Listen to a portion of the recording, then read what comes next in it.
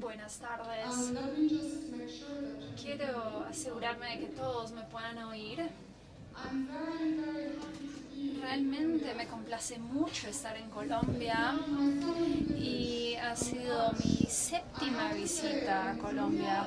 Pero debo decir que Colombia está en una fase de grandes retos y es un lugar muy interesante para los visitantes internacionales porque sus debates están bien desarrollados a nivel bastante alto y creo que lo que está sucediendo en Colombia hoy por hoy demostrará al mundo nuevas lecciones.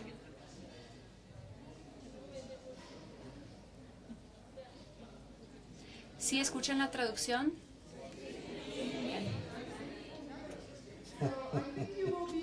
Bien, entonces creo que van a estar a primera mano del desarrollo de soluciones que pueden pasarse luego a otros países. La tarea que se me fue dada es el reto porque no creo que lo que diga el día de hoy les enseñará qué se debe hacer, para nada, pero pienso que puede ser interesante para ustedes oír cómo han habido un desarrollo de ideas parecidas en otras partes para que puedan desarrollar sus ideas y combinarlas con las experiencias de otros países. Debo decir que mi experiencia está totalmente por fuera de esta región, entonces mi experiencia se centra en África y el mundo islámico y en el Medio Oriente. Catalina, quien es una buena amiga mía y estoy muy agradecida por su invitación. Por un lado estoy agradecida, pero por el otro lado me dio una tarea muy difícil y las preguntas que hace son difíciles de responder. Voy a tratar de responder tanto como pueda y hay que notar que puede desarrollarse más debate después de mis respuestas. Entonces, he simplificado algunas de las preguntas más complejas. La primera es tiene que ver con el objetivo del proceso penal dentro de una transición y específicamente tiene que ver con si se necesita realmente una justicia penal dentro del proceso de paz y si el proceso de paz debe referirse a este proceso judicial penal. En los 1950 hubo una transición muy famosa en África y muchos hemos oído en cuanto a ella. Fue una transición basada en la ausencia de justicia penal, porque la fórmula que utilizó Sudáfrica fue una fórmula basada en la verdad para la amnistía. Entonces, si los perpetuadores llegaban con su plena verdad de su involucramiento, podían tener amnistía por sus crímenes y la fiscalía no los tocaba. Como Sudáfrica y muchos países asocian esto a un ejemplo de reconciliación y ha habido mucho debate internacional. En sí, algunas situaciones podrían utilizar un enfoque parecido. Voy a decir que el contexto internacional ha cambiado mucho desde entonces y desde Sudáfrica han crecido herramientas legales y primariamente el rol de la Corte Penal Internacional. Hace 5 años estuve involucrada en un proceso de paz en Uganda y el proceso de paz en Uganda era más similar a la situación de Colombia que la de Sudáfrica. Entonces, en Uganda, los rebeldes, el ejército de resistencia, han estado luchando en contra del gobierno desde hace 20 años y luego decidieron que iban a negociar, pero antes de la negociación, la Corte Penal Internacional ya había emitido unas órdenes de arresto para 5 de los líderes. la Corte Penal Internacional ya estaba involucrada y esto no es el caso de Colombia. Eso luego significó mucha presión para las conversaciones de paz porque el gobierno estaba tratando de encontrar una forma de traer una fórmula de justicia que podría satisfacer la Corte Penal Internacional por un lado, pero por el otro lado no interrumpir la posibilidad de conversar la paz con los rebeldes y quienes estábamos involucrados en la consejería de estas conversaciones. ¿Cómo luchar con la pregunta del riesgo que la justicia criminal o penal puede causar sobre estas charlas, conversaciones? Pero no podían excluirse como medio de eliminar este riesgo, aunque la intervención de la ICC ya tenía su establecimiento ahí. Pero debo decir que la Corte Constitucional sí debe estar ahí, la Corte Penal, y no se puede hacer un acuerdo sin la justicia penal. La razón es que la justicia penal tiene un papel muy diferente que otros procesos criminales.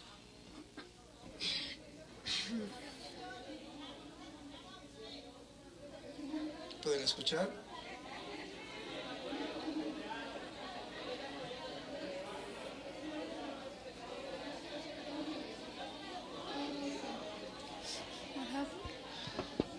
They were getting the translation.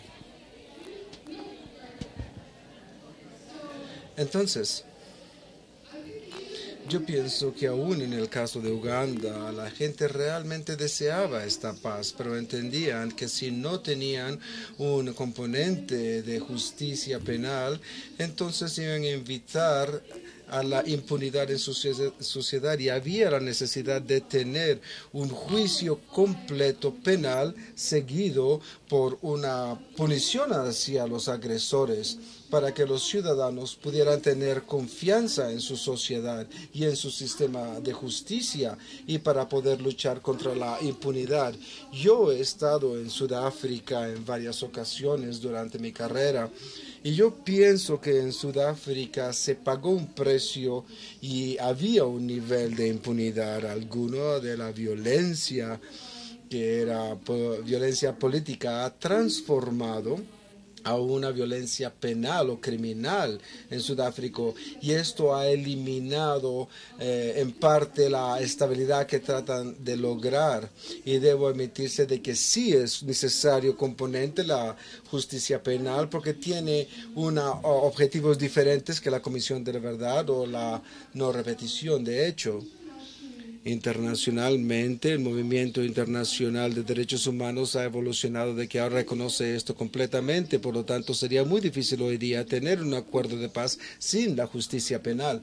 Yo creo que sería muy difícil poder reconocer internacionalmente y en el acuerdo de Uganda, de hecho, nosotros terminamos incluyéndolo.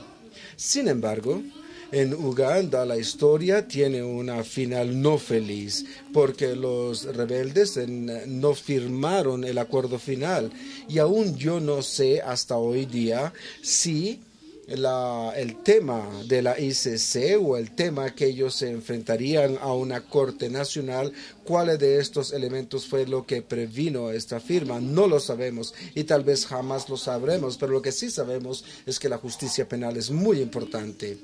Esto entonces lleva a la próxima cuestión, que es ¿qué tan lejos necesita ir la justicia criminal? ¿Quién debe ser juzgado? ¿Hay experiencia internacional para que nos pueda mostrar algo al respecto?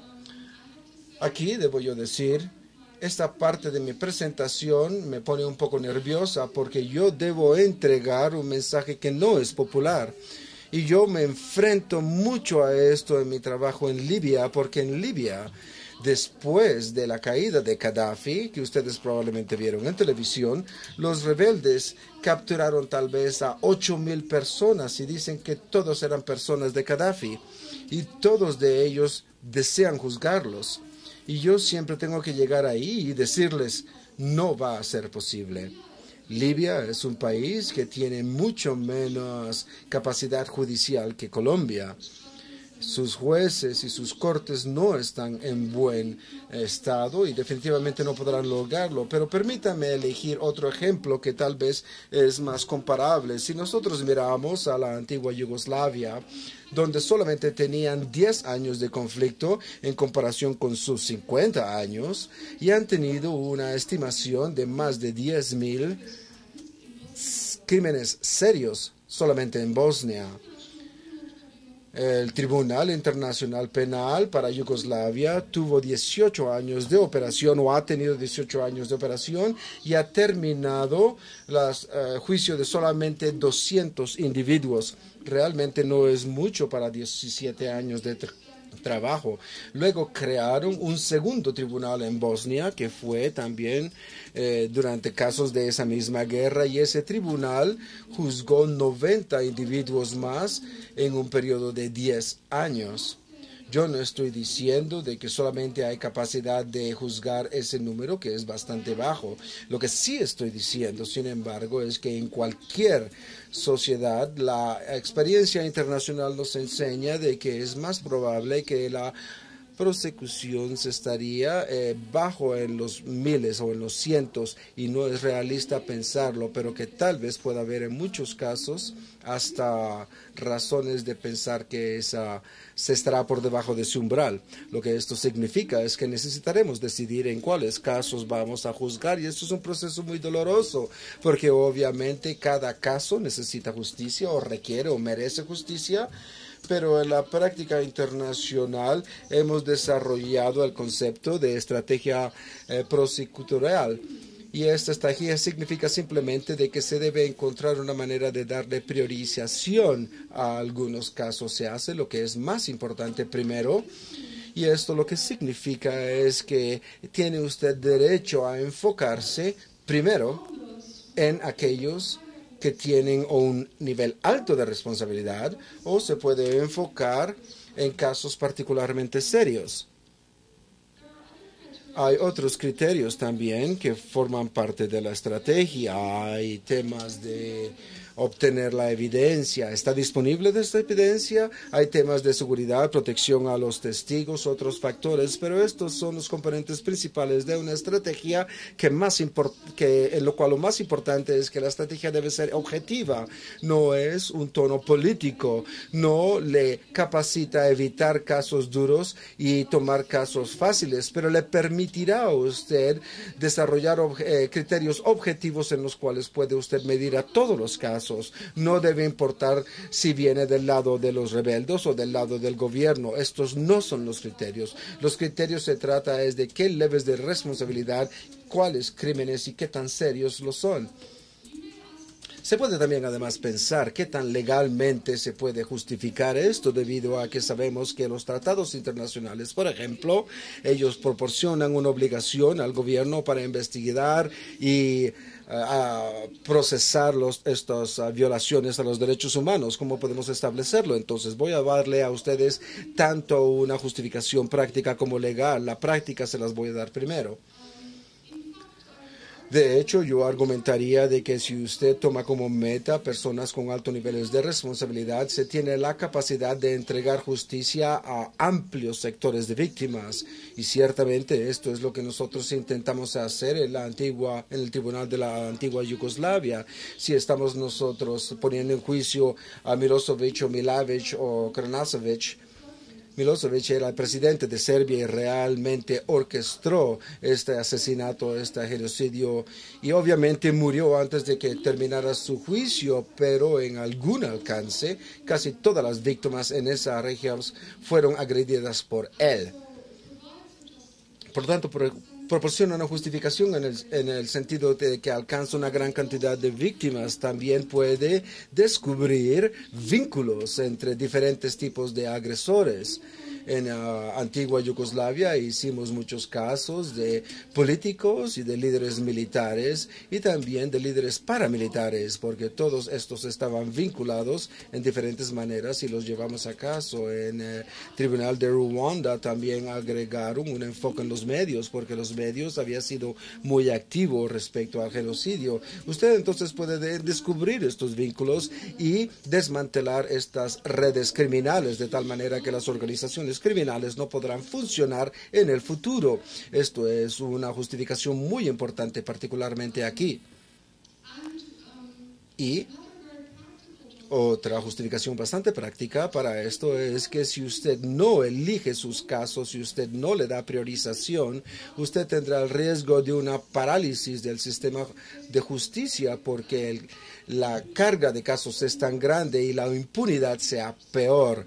Si usted comienza con los casos más grandes, los más importantes, se podrá entregar justicia por lo menos a gran cantidades de víctimas desde un punto de vista legal, que es igualmente importante. Yo creo que como abogado internacional, yo creo que es justificable. Yo creo que hay mucho aporte internacional para esto. Primero es la ley internacional criminal. Realmente proporciona la capacidad de investigar y acusar y procesar por crímenes específicos, pero no especifica de que este deber exista para que el gobierno necesite cumplirla en cada caso. Hay más debate respecto al alcance de este deber que uno tiene, pero obviamente al procesar casos grandes e importantes, el Estado puede llegar más profundo que cuando lo hace con casos más pequeños. Además, esto se ha convertido en una práctica muy bien establecida en los tribunales internacionales, y las cortes internacionales tienen muchos recursos. Tienen además muy buenos recursos. Siempre hay una cuestión de por qué deben hacer menos y los sistemas nacionales deben hacer más. En ICTY, en el Tribunal de Yugoslavia, el Consejo de Seguridad de las Naciones Unidas cambió el mandato del tribunal después de aproximadamente 10 años de la operación, para poder reflejar este principio de que deben elegir sus casos y darle prioridad. Y hay unos sistemas domésticos en el mundo en los cuales también operan con el sistema de priorización. Estoy pensando, por ejemplo, en Canadá, pero hay otros ejemplos también. Por lo tanto, es una práctica internacional que ha sido más aceptada ampliamente, pero yo creo que es más difícil que las personas o los individuos lo acepten, porque en algunas situaciones significa que algunos agresores no van a pasar por un proceso de un juicio. Puedo dar, por ejemplo, un ejemplo de un país que tuvo esta experiencia y cómo reaccionaron las víctimas. Y solamente sé de un ejemplo que fue estudiado con mucho cuidado, que fue el caso de Sierra Leone. Ellos tienen un tribunal internacional, es mezclado internacional y doméstico, pero ese tribunal únicamente acusaron a 13 personas, que no fue mucho, y solamente terminaron 10 juicios, porque 3 de los acusados murieron durante el proceso legal. Uno de los acusados, de hecho, era el presidente de Liberia, y él apenas acaba de ser condenado en segunda instancia a unas pocas semanas. Ya que el tribunal terminó todo su trabajo en Sierra Leone, llegaron los investigadores y le preguntaron a las comunidades de las víctimas cuál es su respuesta a esta justicia. En general, las víctimas dijeron de que están muy satisfechos con el tribunal, pero que también mencionaron que en su punto de vista de estos 13 casos no eran suficientes. Ellos sintieron de que debían haber más casos. Y yo debo decirles que 13 es un número bastante bajo, aunque ellos tomaron como blanco a todos lados de los conflictos y crímenes serios. Pero también da ánimo ver que las víctimas pensaron que aquellos con el nivel más alto de responsabilidad habían sido los blancos y habían sido juzgados. Esto nos deja, por lo tanto, con la próxima pregunta tan difícil, que es que si nosotros no podemos juzgar a todo el mundo, ¿qué deberíamos hacer con estos otros casos? Esto realmente es nuevamente una pregunta difícil. tanto técnica como legalmente. Primero que todo, yo debo decir que bajo mi propia experiencia de justicia transicional, yo pienso que por lo menos es tan importante de tener mecanismos que ponga a la víctima directamente en el centro. Si están pensando respecto a una comisión de verdad, por lo menos en Colombia, yo no favoriría esa comisión cambiarse a algo que maneja con algo principalmente con los agresores, porque se enfocaría en esa dirección. En mi punto de vista, esto está faltando, no está tomando en cuenta una contribución de la Comisión de la Verdad. La Comisión de la Verdad es para ustedes, es su espacio para que sus voces se puedan escuchar y debe estar dirigida, orientada hacia ustedes. Y repentinamente la Comisión de la Verdad en toda su composición comienza a pensar respecto a cómo manejar con los agresores y sanciones alternativas y la reintegración,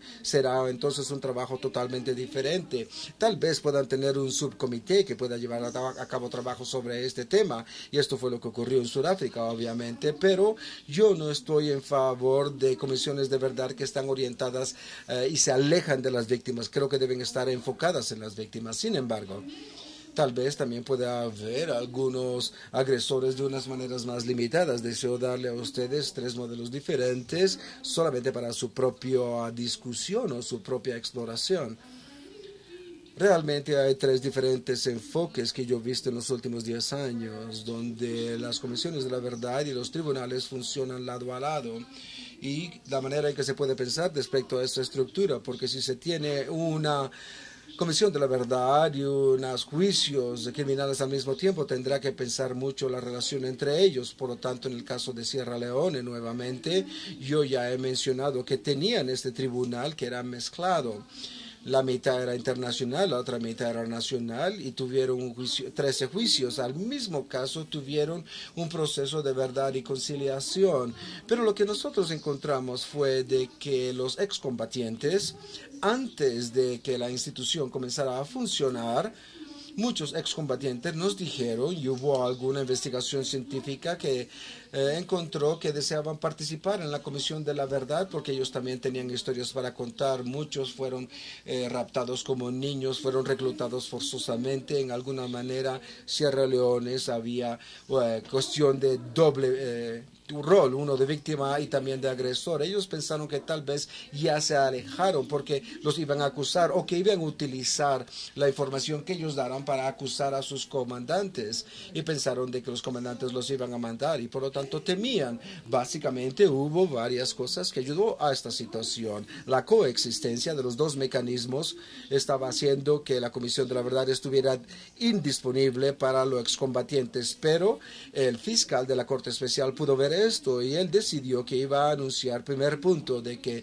solamente iba a acusar unas pocas personas. No dijo una cifra, pero dijo no va a haber muchos y van a ser las personas más responsables. Además también dijo yo no voy a tomar ninguna información de la Comisión de la Verdad. Por lo tanto, si usted como excombatiente desea ir a la Comisión de la Verdad y contar su historia, entonces yo no voy a utilizar esta información, no voy a pedírselas, aunque no había ninguna barrera legal para tal.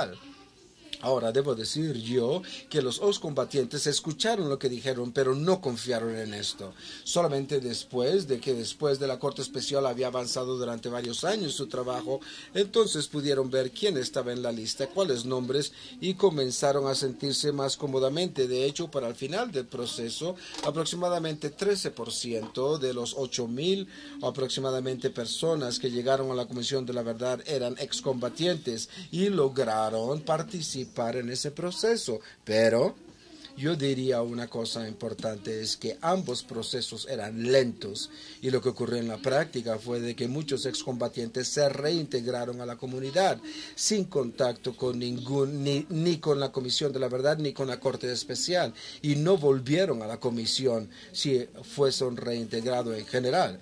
Así que yo pienso que esto es una importante lección en secuencia. Si usted desea la transición que juegue un papel en la reintegración, necesita llegar ahí temprano.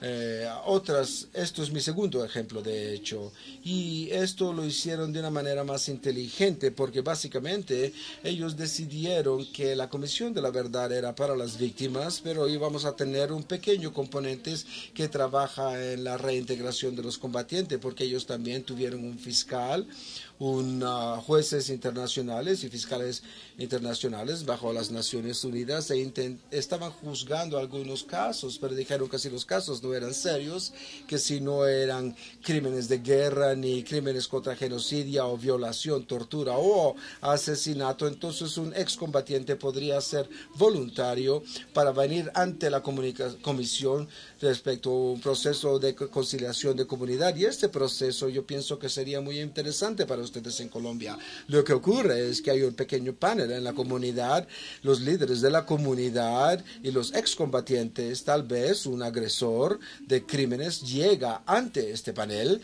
explica cuáles fueron sus acciones. Las víctimas están presentes, entre otras cosas, y el excombatiente o el agresor necesita responderle a la comunidad. Los líderes son moderados, pero a la comunidad le dan permiso para interactuar con el agresor, y al final del proceso él hace un compromiso. Él dice: yo me comprometo a ayudar a reconstruir la escuela, o yo me comprometo a darle a la familia de las víctimas este dinero. Pueden ser diferentes cosas.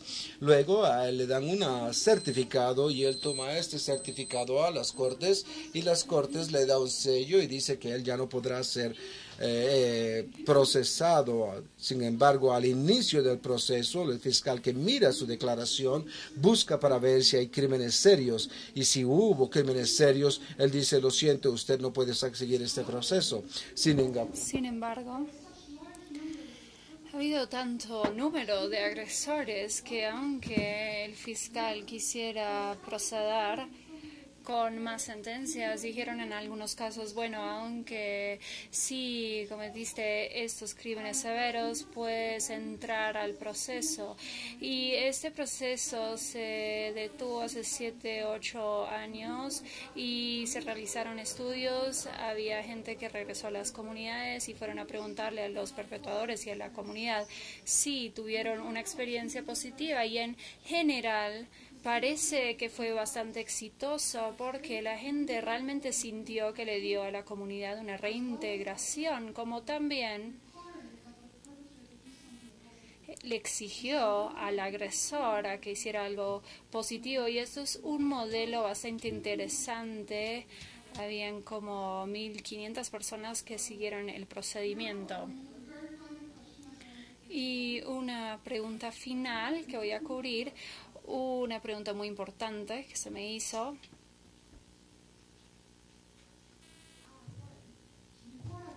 Bien, antes de continuar, hubo un tercer modelo y un poco distinto a la Comisión de la Verdad. Se puede tener como una comisión de amnistía. En vez de tener una parte de la Comisión de la Verdad, podrían tener una parte que solo trate con los perpetradores y excombatientes. Y esto es una experiencia de Uganda, y una cosa que diría en cuanto al proceso es que hay unas normas internacionales que sí se aplican, y hoy por hoy creo que no es aceptable otorgar amnistía sin requerir ciertas condiciones. Y pienso que la posición de las Naciones Unidas sigue siendo de ninguna amnistía por genocidio y crímenes de guerra. Y hay documentos que siguen reconociendo que si alguien no va a ser sentenciado y tienen ofensas menores, entonces tienen que tener una certidumbre legal, porque podrían seguir causando incertidumbre en la comunidad, porque no sabrían si van a ser sentenciados o no. Entonces requiere ciertas condiciones por supuesto de no volver a las armas, pero también condiciones que requieran su contribución al proceso de justicia transicional y la mejora de la reparación para víctimas y el proceso de la verdad. Brevemente quiero nombrar la última pregunta que tiene que ver con las penalidades alternas. Y pienso que es un tema difícil. Diría algo en cuanto a ello, y es que creo que no está establecido internacionalmente exactamente en cuanto a penalidades.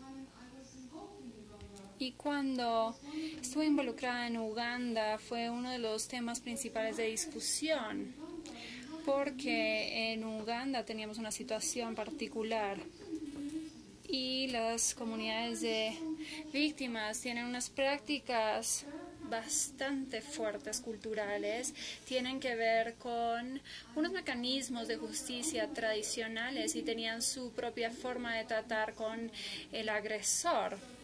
Y ponen énfasis en no castigar al individuo con la prisión, pero sí confrontarlo con la comunidad y que se requiera su confesión y que se integren con las víctimas y hagan reparación para las víctimas. Y las comunidades en Uganda estaban en contra de mandar a los agresores a la cárcel porque asociaban la cárcel con el gobierno y estaban también en contra del gobierno. Entonces también estaban en contra de mandar a los individuos a la Corte Internacional Penal, porque decían esto no es castigo, estos rebeldes están realmente en la jungla, casi no comen, aquí están pasándola mal, si van a la cárcel le van a dar 3 comidas al día, unas buenas camas, televisión, ejercicio, lo que quieran.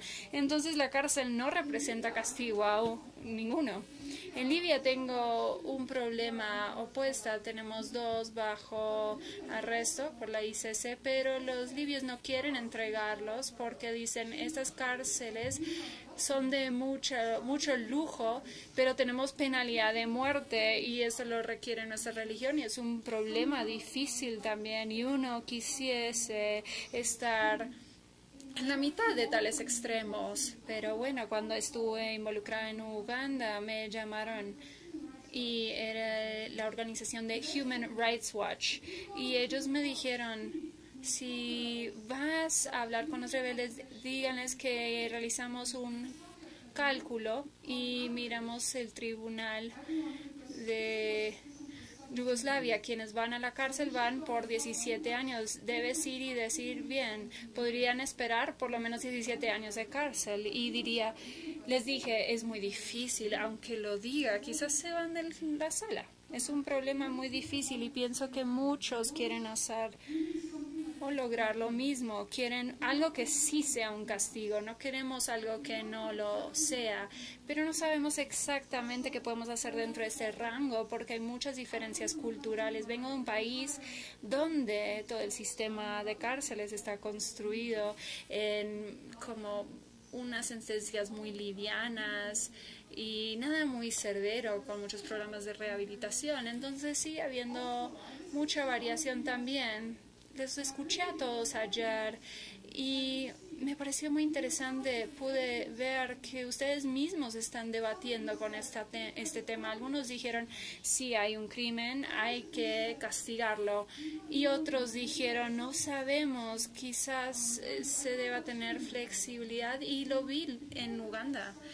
Porque antes de que iniciaron las charlas en 2005, 66% en una encuesta científica, 66% dijeron los RLA hay que castigarlos.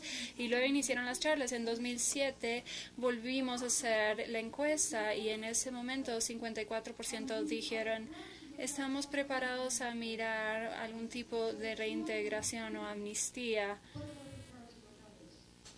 Y bien, no los vamos a dejar libres, pero sí vamos a empezar a charlar.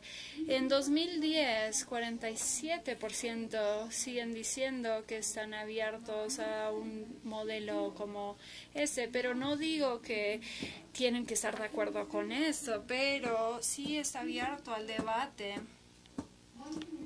Y algo que discutimos en las charlas en Uganda fueron ciertos criterios para el castigo, las sanciones, y lo primero fue decir que el castigo tiene que reflejar la seriedad del crimen y tiene que ser proporcional. Sin embargo, también establecimos reconciliación, rehabilitación.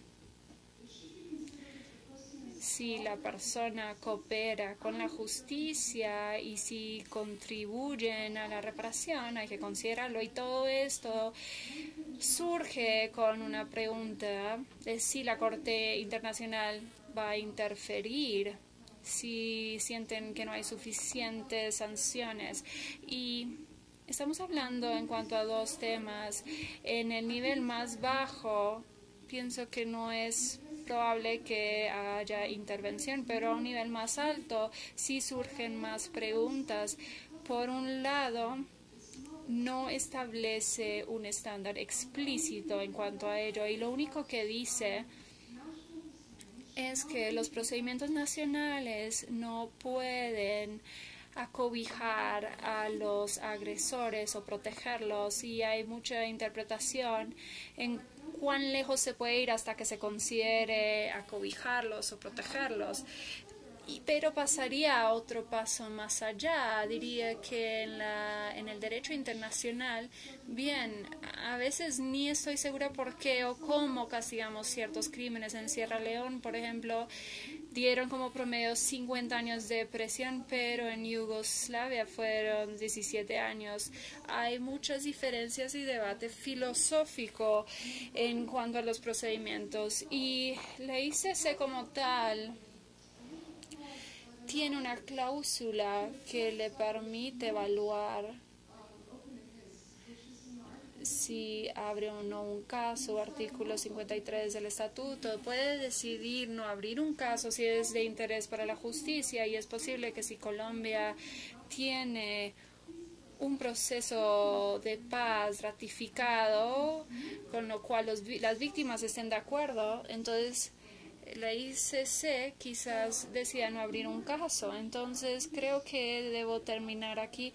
No mencioné las diferentes ramificaciones positivas o negativas de la justicia penal.